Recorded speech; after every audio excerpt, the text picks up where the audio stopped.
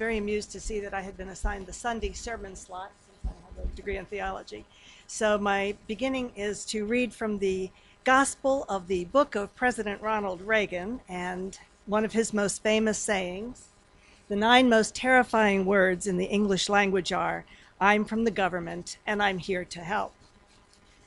Now, sometimes governments do nothing, which from a libertarian standpoint is not always a bad thing. But alas for us, too often governments do something, and these things tend to take the forms of invasions of our personal liberties from the cradle to the grave. I personally remember being enticed by the siren song of feminism back in the 70s, and Betty Friedan by that time had written a book which was published in 1963, and it was called The Feminine Mystique. And Betty Friedan had done interviews with a couple of hundred women or more, and all of a sudden they were telling her that they were so unhappy being wives and mothers, and they were frustrated because they couldn't have careers and have it all, as the phrase became known. And so this movement began, and so many women entered the workforce in America all at once that several sociologists and commentators said that this was one of the greatest phenomenons of the 20th century in America. Later on, when I did write a book about it, I tried to pitch the title Femnomenon and was told it sounded too much like a word you made up to sell a book, which I thought was interesting. But 20 years later, I did write a book equal to the task. I had 2 cohorts on the project. Joan Mills was a woman who did executive recruiting. She said, I spend half my day talking to corporations who think they want to or need to hire women, and the other half of the time talking to women who think they want to work for corporations, and there's something that's not jiving. So I'm not a writer, but I think there's a book in there, so I agreed to write the book with her. And she did all the interviews. We also took the position that men were equal victims of cultural change, sort of took the Margaret Mead approach. And we were kind of shunned by the women in the business world in San Francisco because we were talking to the enemy. That's how crazy it was back then. I'm not sure it's changed all that much now. So we made this book proposal up, and our agent circulated it in New York, and it was purchased within 2 weeks by Seaview Books, which then was a wholly owned subsidiary of all things Playboy Enterprises. And my theory was that they wanted to prove by buying this book that they were interested in all kinds of working women. Equal rights for women became the battle cry of the women's liberation movement, and I stress that women's liberation. Yet almost as soon as the battle started, events took what I call a very hard bureaucratic turn to the left. So women were not making progress in climbing the corporate ladder fast enough in their minds, and there were also problems getting into law schools and medical schools. So women decided that they would turn to the government for help, and they established all of these affirmative action programs and equal opportunity programs, and so quotas were instituted. And because of that, a whole group of consulting companies were born, all of which ran to the government and said, we'll make sure that all the corporations follow all your guidelines and hire enough women and minorities. So there became this huge kind of symbiotic network of people. And of course, what happened is the corporations who were trying to actually just make a profit and produce products were suddenly besieged by all these legal requirements to hire enough women and force them in the door. So after the story we just heard, it seems kind of sad to think about all these women back in the 70s and 80s wanting equal rights, and they felt that their human rights had been unjustly harmed. And so I call that a faux human rights campaign that got heavily seasoned with what became known as the victimology syndrome. There was a whole new bureaucracy that had to be formed, the Equal Opportunities Employment Commission, the EEOC, and it was, of course, paid for by the taxpayers. So women were getting jobs to pay taxes, to create bureaucracies. Bureaucracies were hiring consultants to really make life miserable for corporations, and it just was not a very happy situation. And what's, I think, ironic about that is that here were women who wanted to be liberated from the patriarchy. They wanted to get out from under this system where the men ruled the world, and they ended up creating a system where they turned to big father government. That's what I like to call it. And so that kind of gave the government even more permission, I think, to interfere in the lives of women and their families. At this point in time, we have so many government agencies and so many rules and dictates. It's just grown exponentially. And I think a lot of it came from the fact that women sort of tacitly or overtly gave governments permission to run all the parts of their lives.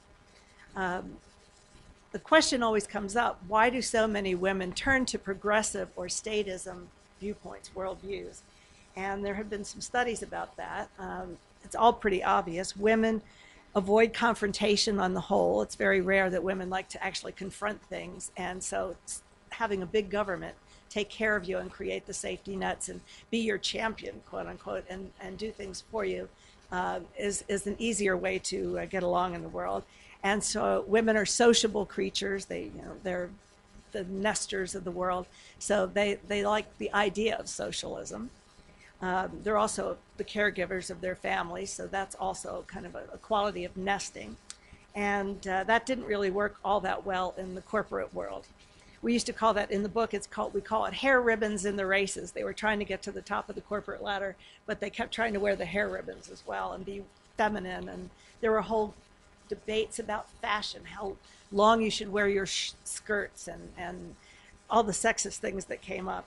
And then the hypersensitivity and reporting men for just making a joke and creating all kinds of problems within the corporations. So what ended up happening is that I think feminism became actually a collectivist movement, and that of course aligned itself with the progressive or left-wing parties in America. And also, sadly enough, when we talk to women in corporate America, not a whole lot of them understood free market economics. Here they were going into corporations that were trying to produce something, and the women just didn't understand because that was not something they were taught or encouraged to learn. My father was different. When I was a little girl, I very firmly remember him telling me that if I didn't learn about economics, I might as well just die. So a little on the other side of things, but that was Dad.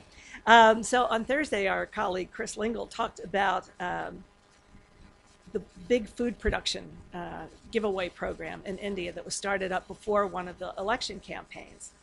And that made me think of all these products, or programs rather, that women became involved in, one of which was called the government program of the War on Poverty. And recently, a woman named Star Parker, I love that name, wrote a book, and only an African-American woman could have gotten away with using this title, Uncle Sam's Plantation.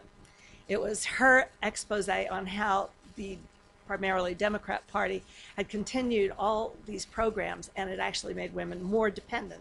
Now, Star was a drug-addicted welfare recipient herself who turned her life around and started an organization called CURE, which I'll talk just a tiny bit about later. But the whole purpose of CURE is to get women off of what she calls the addiction to government and welfare dependency. And the problem of welfare dependency has reached epidemic proportions in the last 5 years. Lyndon Johnson, president after JFK was assassinated, declared this war on poverty. And ironically, back in the mid-1960s, the poverty level in the US had fallen a staggering 3.4% just in 5 years' time between 1959 and 1964. So it was just under 19%, the poverty level in the US, which still was not all that great. But this just goes to prove one of my laws of life, and that is that good news never stops a politician from leaving well enough alone. As part of the war on poverty, they started something called the food stamp program. And originally they were little paper books that you could tear out when you went to the grocery store, hand them to the clerk at the checkout counters, and you would get discounts, or some of your food would be subsidized. At the start of that program, there were only 2.8 million families receiving these food stamps. Now, believe it or not, in 2012, there were 47 million families in America receiving food stamp or supplement cards, and that's 1 out of every 7 households in America are on food stamps. Now, obviously this means that the war on poverty was a bit of a failure, but that's nothing new in the political world. And it's gotten even worse because now the Obama administration has started running television advertisements on Hispanic television stations, encouraging people, including illegal aliens, to sign up for the food stamp program. I mean, they're actually using our tax dollars to advertise to get more people on welfare. It's just an amazing concept. And when people say, can you do that? And I said, yes, he can. Apparently so. The food stamp program itself is very ironic if you think about it as well. Food stamps can be used not just to buy food, which you would hopefully think would be healthy things, but no. They also can be used to buy like fizzy drinks, sodas, junk food, and so on. So Mrs. Obama's vegetable patch in the White House garden may be good for her daughters, but the rest of the poverty-stricken people in America, and not so poverty-stricken, of course, like any system, it gets gamed and people, you know, use the program and just kind of take the benefits and enjoy life as much as they can. So recently, one of the conservative politicians decided that he wanted to try to amend the food stamp program so that people could no longer use them to buy fizzy drinks and potato chips. And he was dumped on big time by the soft drink, cookie, and potato chip manufacturers who make billions of dollars every year in their companies by having food stamps cover their products. So now you can see that there's all this unhealthy food being consumed and all these poor people who are having terrible health problems, which is, of course, one of the reasons that we need Obamacare. It's a vicious circle. But there are countless other examples. I didn't want to be an Amero-centric speaker, so I went out and I looked at some other cases in other countries about what's happening between governments and women. And what I find, again, so sad about this, in the States right now, the Democrat or left-wing sort of leaning party has continued to beat this drum that says that the Republicans, or conservative party, wants to have this war on women. And mostly they center it around the abortion issue. But every day, I started a Google alert, war on women, and I must get 3 or 4 articles every day in Google alerts about the Republicans have done this in the war on women, and they're always persecuting women. And you know, people just don't really analyze, deconstruct this whole charge, and it's gotten to be absurd. So here are some of the other things that are happening to women around the world. In Turkey, the government has unveiled, and I said that's pun intended, tough new prison sentences for women who have abortions. Prime Minister Erdogan is on record as labeling abortion murder. And despite protests, since abortions have long been allowed early in pregnancies in Turkey, any woman now who has an abortion after the 10th week of her pregnancy faces a 3-year jail term. So when I hear these war on women things in the States and I look on that, I think that's a little bit more of a war on women. In India, if a woman knows that she's going to have a boy baby, she'll receive better prenatal treatment during her pregnancy.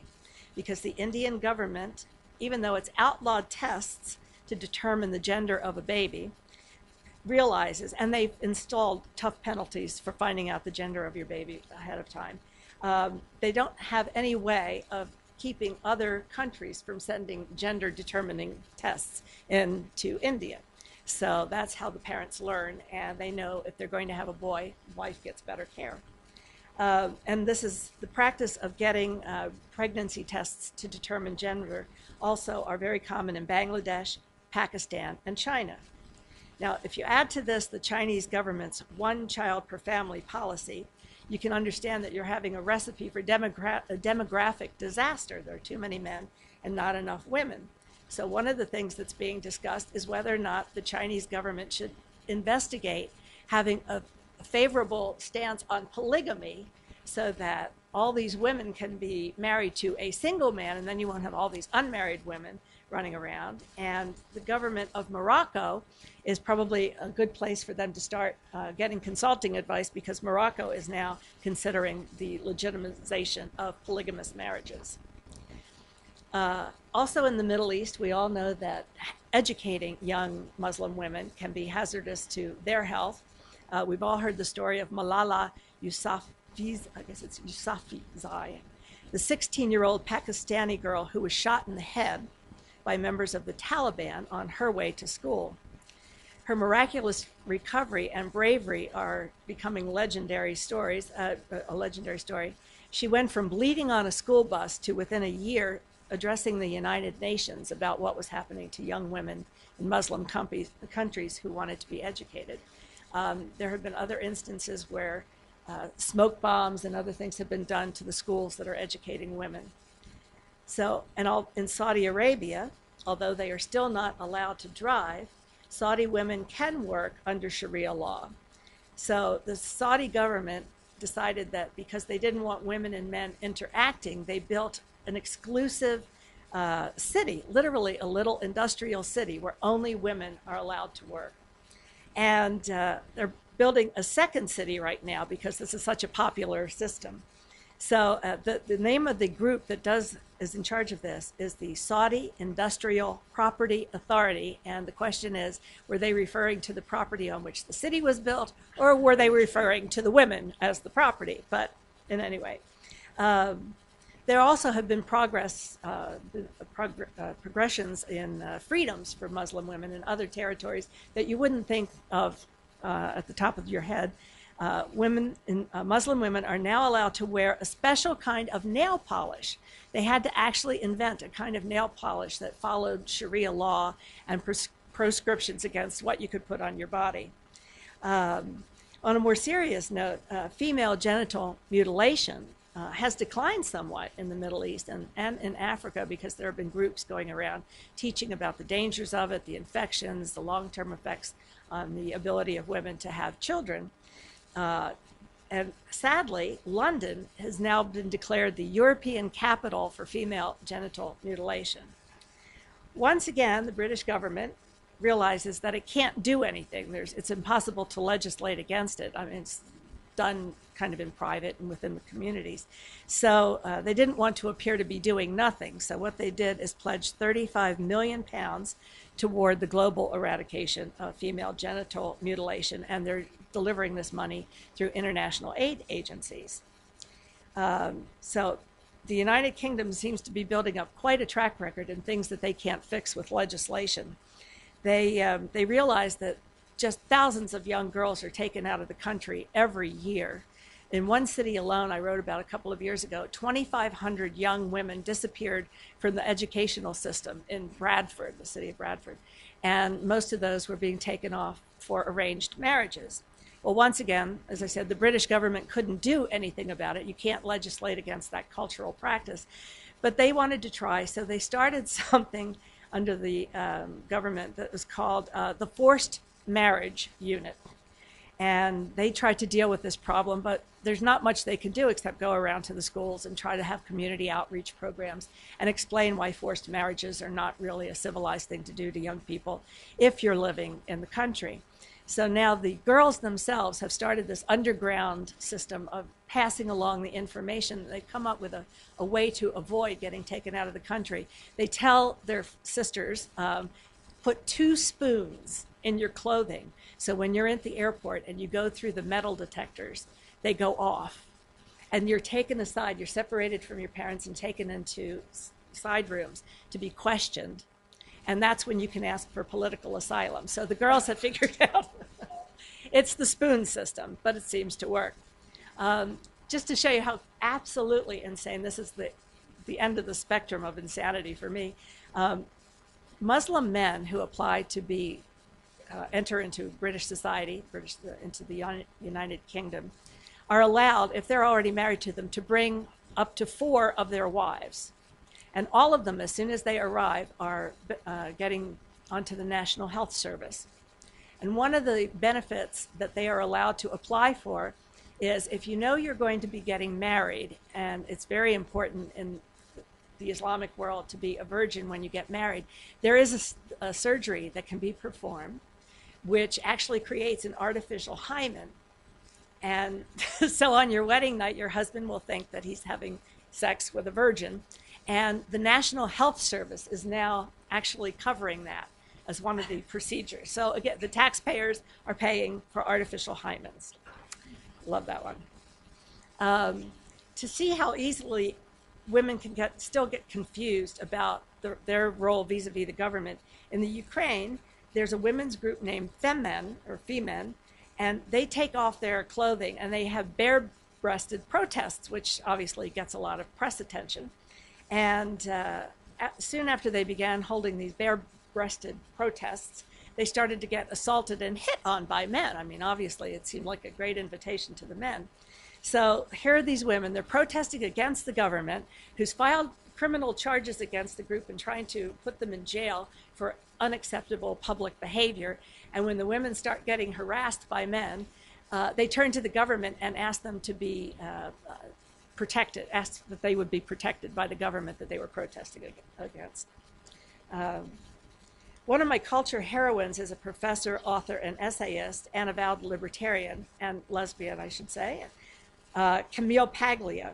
And a few days ago, I came across a quote that she made. I'm a feminist, now what? So the interviewer said, "How do you feel about feminism?" And she said, "Oh, feminism? Is it still alive? Thanks for the tip." It sure is invisible, except for the random whining of some mal-educated products of the elite schools who found plush berths in jobs in glossy magazines. The leadership vacuum among women is alarming. It's very distressing.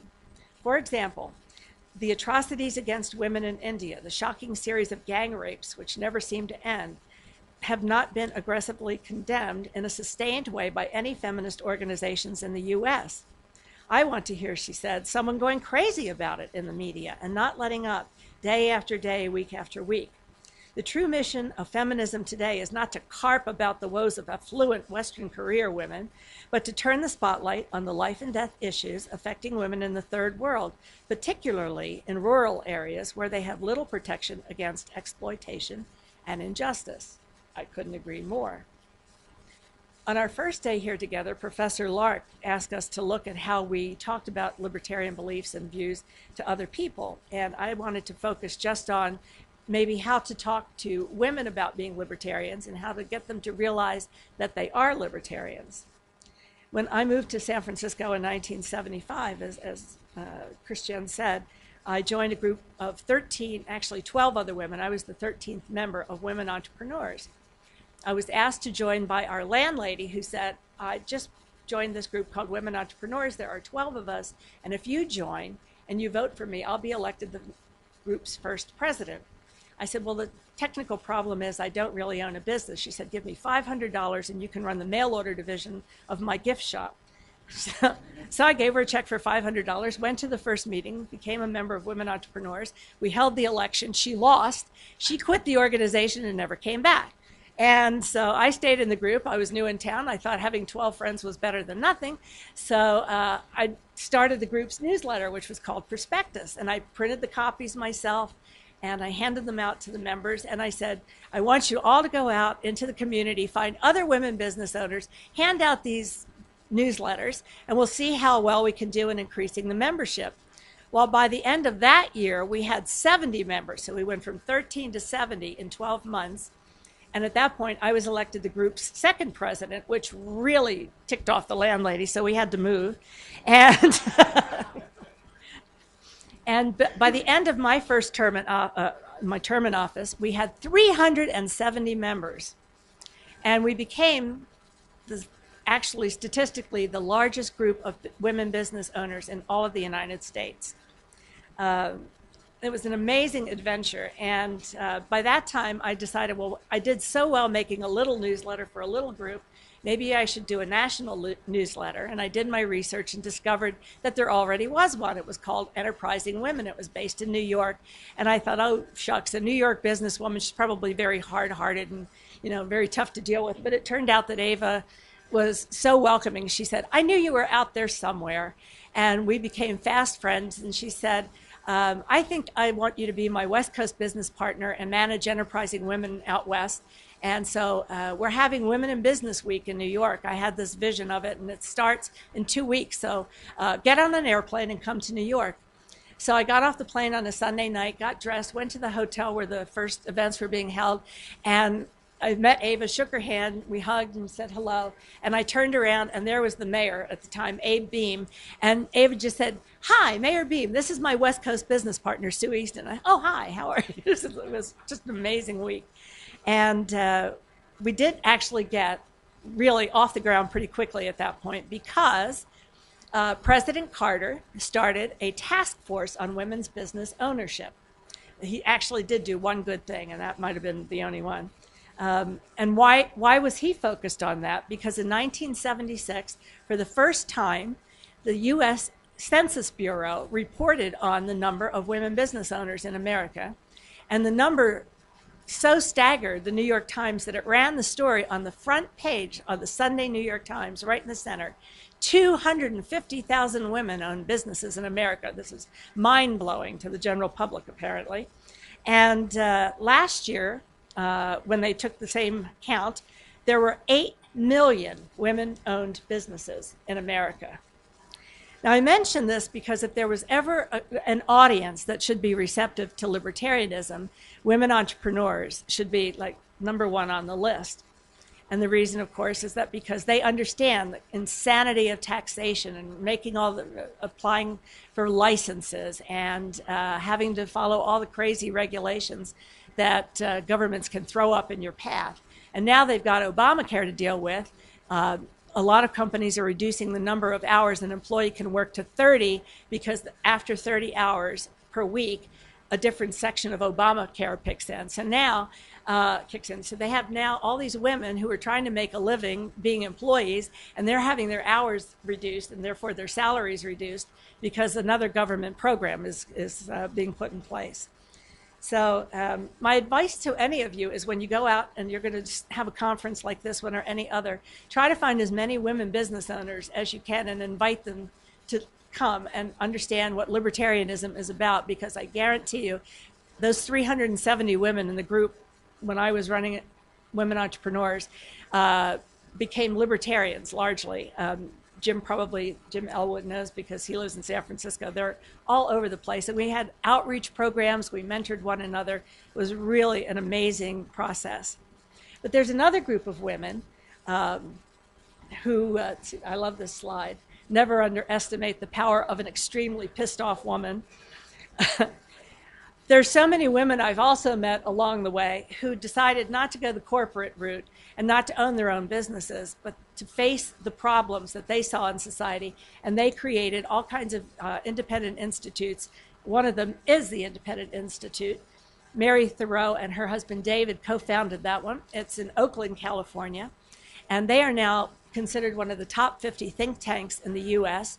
And whenever they have programs, as they did recently on spying and government invasions of our privacy, it was covered by a national television network called C-SPAN, which has all government programming.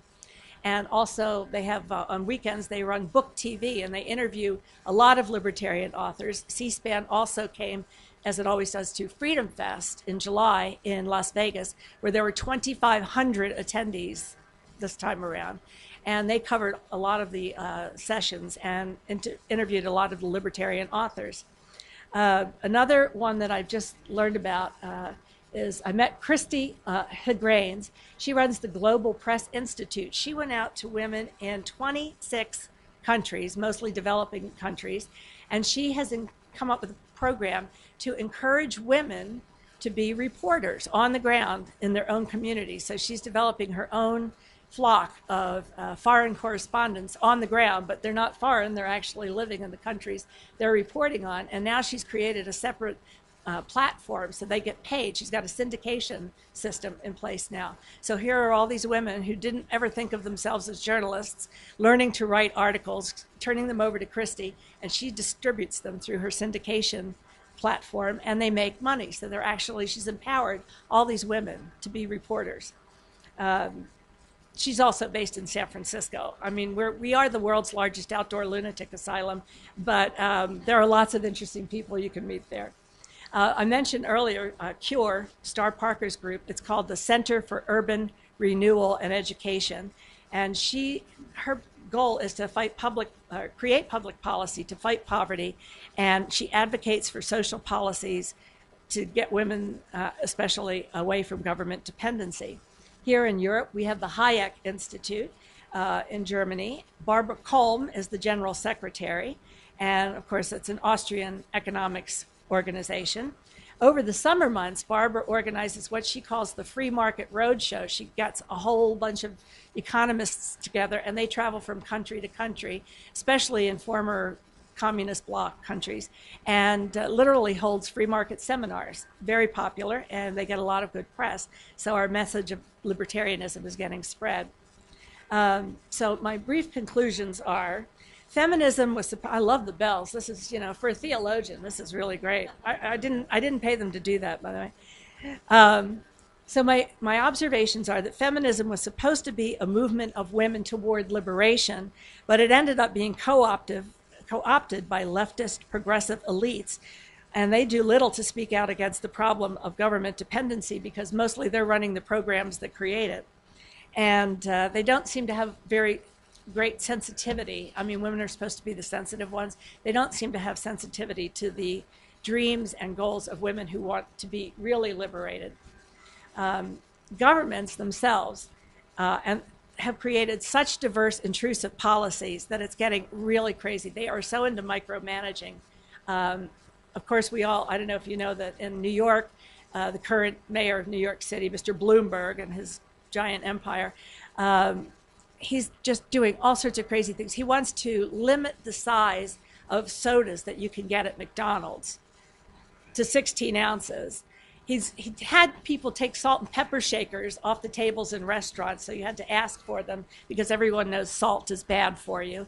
He's going after hospitals who give information or away free samples of milk formula to mothers of newborns because everybody knows they should be breastfed. So he actually has people going around to hospitals looking for those that are giving away free formula. And on a greater scale, we have this environmental movement that has gotten these eco-friendly light bulbs, the one that look like whipped cream, and they have mercury in them. So if you're a mother and you've got little kids and one of them knocks over a lamp and one of these light bulbs gets broken, because of the mercury, it takes, if you do it correctly, it takes a half an hour, the equivalent of a hazardous material or hazmat cleanup, to get all the pieces away safely so your kids aren't contaminated with mercury. And of course, before these light bulbs were literally forced on people to buy, they're taking all the regular incandescent light bulbs off the market. And people have been stockpiling light bulbs in their garages now for a couple of years as they've been phased out all over the country. And of course, one of the things I learned is that pretty much the same time that these hazmat light bulbs were put up for sale, somebody in just about every city got a contract to do the collection of the light bulbs. So another government bureaucracy created the need for another crony capitalist system to clean up the light bulbs and dispose of them properly. So libertarians should take every opportunity to remind government-dependent women who are also regulatory oppressed that when Big Father makes unsustainable promises, economies collapse and the social order begins to fray and splinter, and women usually are the ones who bear the brunt of the disintegration. Without economic freedom, women have little hope of achieving self-sufficiency and individual liberty. Progressive politicians continue to enact policies which are not free market oriented, and this just continues to foster ever bigger government. Women entrepreneurs, again, are most likely to be joining the Libertarian Reformation because they understand how governments create these unnecessary obstacles to progress and growth. And so finally, I want everybody, whether you're a man or a woman, to go forth, especially after my title about unprotected government intercourse. I found this T-shirt, which, pardon the language, but I don't need sex, the government, every day. So this is the libertarian battle cry now for women. So there you are. Just a few quick thoughts.